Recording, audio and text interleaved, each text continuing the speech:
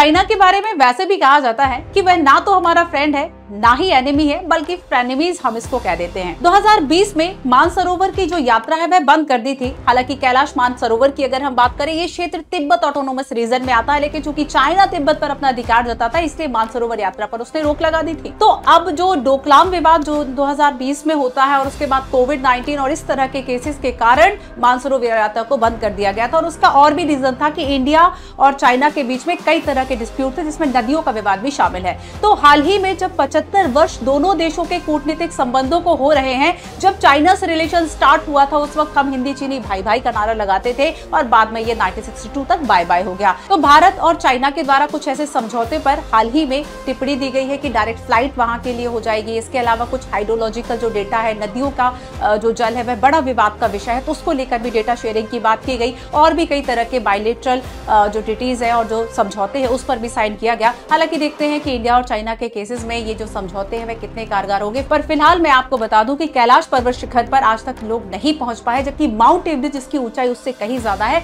उस पर कई लोगों ने फतह पा ली है। और उसके पीछे एक रीजन ये भी है, वैसे धार्मिक महत्व इसका ज्यादा है, लेकिन ये भी कहा जाता है कि इसकी जो ढलान है बेसिकली लगभग 65 डिग्री के एंगल पर सीधी खड़ी ढलान है, जिसके कारण इस पर चढ़ाई पॉसिबल नहीं हो पाती। अच्छा, मैं आपको बता दूं कि अगर उत्तराखंड से आपको लिपुलेख दर्रा है तो वहां से जाके पहुंचा जा सकता है। इसके अलावा सिक्किम का जो नाथुला दर्रा है, नाथुला पास से होकर भी आप मानसरोवर जा सकते हैं। एक और सीधा रास्ता है नेपाल काठमांडू की राजधानी से, शायद 500 किलोमीटर की आसपास की दूरी है। और वही अगर हम उत्तराखंड या फिर हम सिक्किम के आसपास से जाते हैं तो लगभग 22 से 25 दिन की यात्रा रहती है। और इसके साथ ना केवल वीजा, ना केवल पासपोर्ट, बल्कि मेडिकल सर्टिफिकेशन का होना भी बहुत जरूरी है। आपकी इसके बारे में क्या राय है? इंडिया चाइना रिलेशन के बारे में हमें कमेंट करके जरूर बताएं।